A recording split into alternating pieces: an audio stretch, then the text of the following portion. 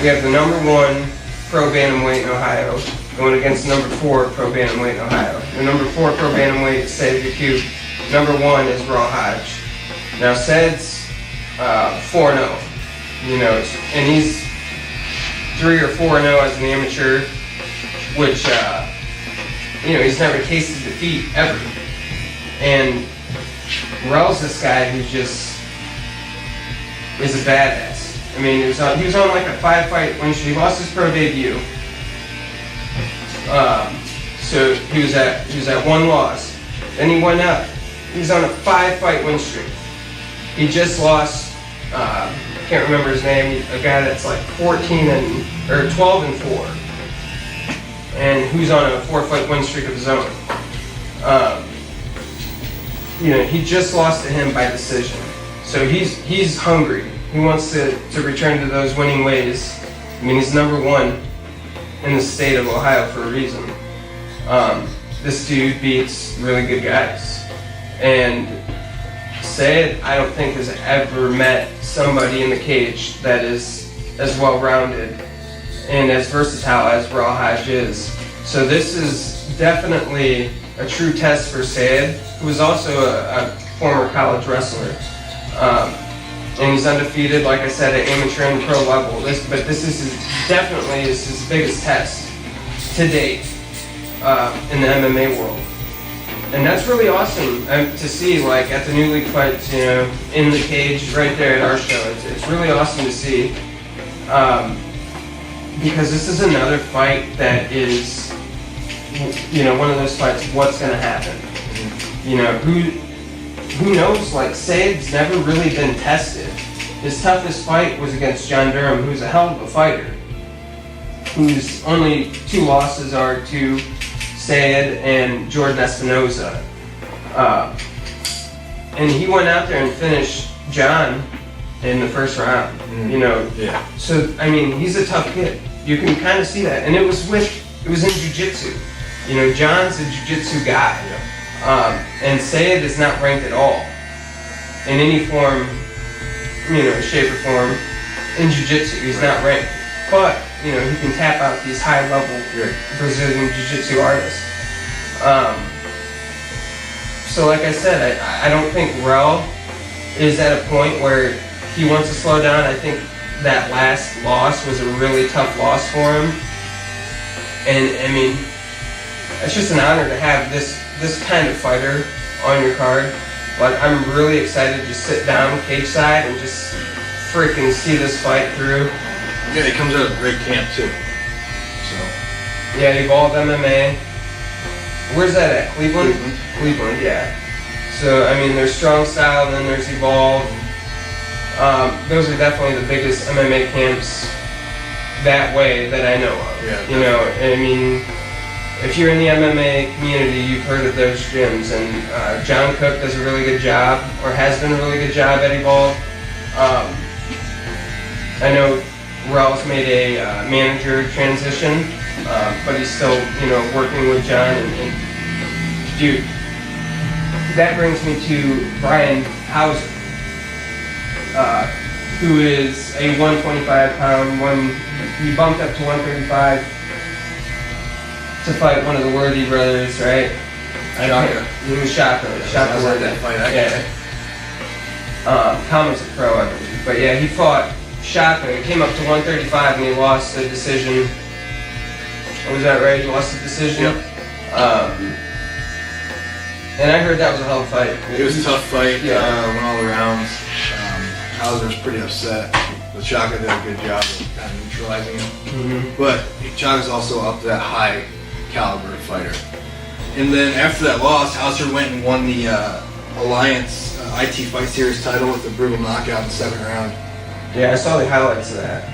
I mean, and that guy was undefeated, right? I believe so, close to it. Yeah, or he was close to it. It was just another, you know, another instance where it shows, like, you know, that Brian Hauser deserves to turn professional. Because he's beating the best guys in the amateur division around. Other than moving up a weight class and taking that loss, which is something a professional wouldn't do. which is something he won't do from now on. Right. He's not going to fight just anybody. This guy, he wants his record to be clean at 0-0. He's down to his normal weight class at 125, taking on a tough as nails Ryan Mandala. Ryan's 3-2, fighter out of Hawaii. He's now training at Team Top Notch, which is the team out of Chicago, Illinois, where Sayed Yakub is training.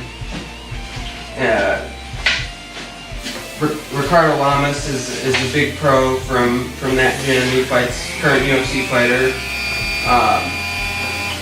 Michael Santiago, UFC fighter. So it's a big camp. Yeah, this is going to be tough for. I mean, obviously it's going to be a tough fight no matter what, but tough for Hauser too, being a debut as a pro. Fighting someone 3-2. Definitely got experience as a pro, so it'll show. We'll get to see Hauser's skill set and see what's going on. Definitely. I mean, Ryan's faced 5 opponents at the professional level, but don't let that fool you in Hauser's abilities or the reason why he's able to compete against somebody with that many fights. Right. Hauser is a very, very, very good fighter, to where it was hard to lock in a fight for him at the amateur level for anyone, even at the professional level, because he is so good. This kid is definitely, he deserves to be at the pro level. And he deserves to fight somebody as good as Ryan Mandala. Ryan has 2 losses, but 3 wins. 3 wins as a professional is not an easy feat. So it's. I think, in my eyes, Brian is coming with all these stats. 7-1 as an amateur, and he was undefeated before that one loss where he came up a weight class. He's a former collegiate wrestler, just a standout, He's coming with all these credentials, but he's coming in against a guy who trains like it's his job because it is. Right. Coming from a well-respected camp, just a hell of a fighter. And both these guys at 125, they're really, really good at their weight classes, and Brian's just getting started, and I'm happy to have him on the card, and I'm excited to see, where he goes from here. I'm excited to see the outcome of the fight. That's just another example of a great matchup we have on this card. It's a very well-rounded Ohio fighter, making his way up into the pro ranks against a tough Chicago, Illinois fighter. Team Top Notch is no joke, and they have the card stacked with fighters. Our co-main event, PJ Cajigas, has 11 fights. He's 5-6. This guy started out with 5 losses. Didn't know that.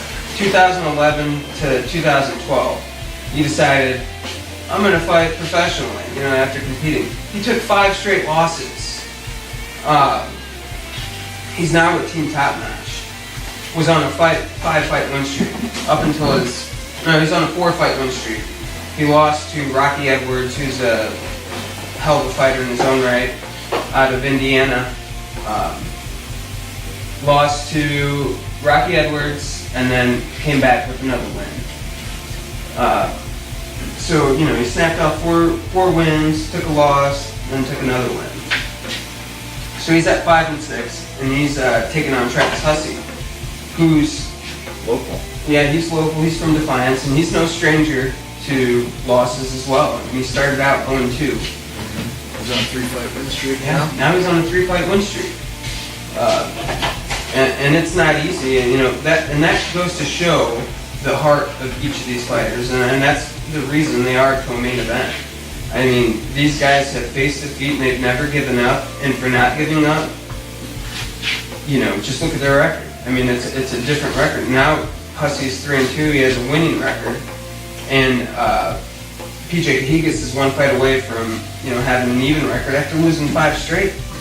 You know, so I mean, it's tough to come back from a record like that. Don't let that record be deceiving. But these guys are freaking animals. That is true. Like, for anyone that doesn't fight, after you lose, like the next fight you have, it hurts even more because you want to win so bad that it puts that much extra pressure on you.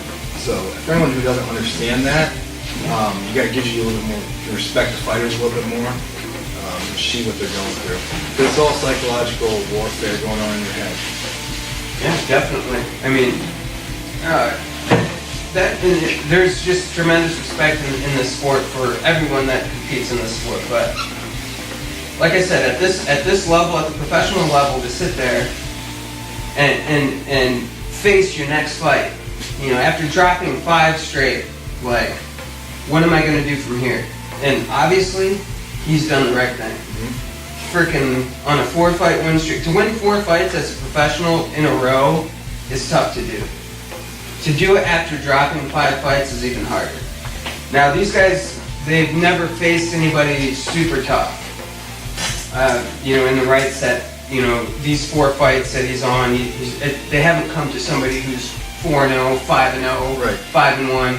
You know, they're coming from guys whose records are 1-1, 1-3, 2-2. You know, that kind of, you know, a record similar to theirs. Now, they're both in the position where they've both been doing this. You know, not fighting guys who are really, you know, dominant fighters. Now they're in the position where they have good records and they're fighting each other. You know, so this is a demonstration of 2 guys with a lot of heart coming up after facing all those losses and fucking fighting their asses off for that next win against somebody who's the exact same and has done the exact same as them. So that's a really interesting matchup, and it's one of those matchups that are kind of like, you know, it's a black horse of this card. Like, I think people are going to be really impressed with that fight because neither of these fighters want to lose. They want to keep winning. You know, they've been on that losing end, and they want to keep going with those wins. I mean, they're doing a great job, and I can't wait to see that fight through and through. Brian Hauser was our opening bout, and then we have TJ Reigel, who is 6-1 as an amateur. The new Ohio laws require a fighter to have 9 fights now as an amateur before they go pro. This just got issued this year. This law was just issued this year, and they're just coming clean with it. So he doesn't meet the credentials just yet, or he didn't. You know, it definitely took some persuasion and arguing on the side of TJ that he should be going pro. He's ready to make the jump. He's definitely ready to make the jump to go pro. I mean, he's beat the right guys. The only loss he has is to Van Camp out of Indiana, who's 9-0 as an amateur, who's also ready to make that professional jump. You know, so I would be proud of that. I'm not proud of the fact that I lost, but you lost to somebody who still, you know, hasn't faced defeat yet, and who probably won't for a long time. Yeah, nothing to hang your head about whatsoever. Exactly, nothing to hang your head about. He just came off a win against a 7-2, and before then I think he beat a 6-1. So he's definitely making the right strides and beating the right people and proving that he deserves to be in this in the professional rankings. He's taken on James Sanchez, who went pro on one of the New League Fights cards against Mark Carasella out of Ohio. James beat Mark Carasella, who was 7-1 as an amateur. You know, just grinded it out, man. He wanted to fight off his back. You know, he's one of those fighters who can, you know, be on his back, sit there, maneuver, fight his way out of a bad position to improve it. You know, the entire time grinding, and winning the favor of those judges. I mean, he is a grinder, and I definitely respect his abilities as a mixed martial artist. Great matchup right there. I mean, you have that a dominant amateur fighter coming up to fight a 1-1 professional, which James is coming off a decision loss to Kira Ross at Coliseum Combat. Decision, you know. It goes to show, no matter what, he's not going to give up. Right. He's going to keep grinding, through every round. And I feel like TJ's the same way. TJ's one of those guys that wants to get the finish. I mean, this guy's a grinder. Fighting out of Columbus, I'm proud to have him turning pro on this card. I mean, this card is perfect if you're into MMA, and specifically this is Ohio. I promote in Ohio. You know, I love Ohio. This is what I do, and I want to shine the best light on all Ohio fighters. And I love that we're in a position at Quality Inn. You know, we're right up the turnpike there to where I can have Chicago talent. Right. I mean, the best talent in Chicago in mixed martial arts coming, you know, to our little town here, off the turnpike, and showcasing their talents, you know, against some of the best fighters in Ohio. You know, it's just awesome to see the way that this event has unfolded. We have 16 fights, like I said at the beginning. We have 19 fights that I have potentially locked in right now. You know, and the 3 fights I have on hold are just making sure each camp is with it. Right. They get their blood work turned in, what have you, and we agree on everything. So this is a huge card. I mean, a huge card. And those fights that we talked about are just the pinnacle of this card. Right. This is why, you know, when you come and you see that card from then on, you're gonna be like, yeah, That's this is what my, you know, this is definitely worth the money. Yeah, that's what everyone needs to know. Is if you're a fan of MMA, you definitely will know what's going on with these fighters. But I'm saying if you're like in depth, like know the fighters, you know their skill sets. But even if you're just a regular fan of MMA or any sport in general, these events are fun to come to because you get to see a whole different world if you're not accustomed to it. It's just a fun time, great atmosphere as well.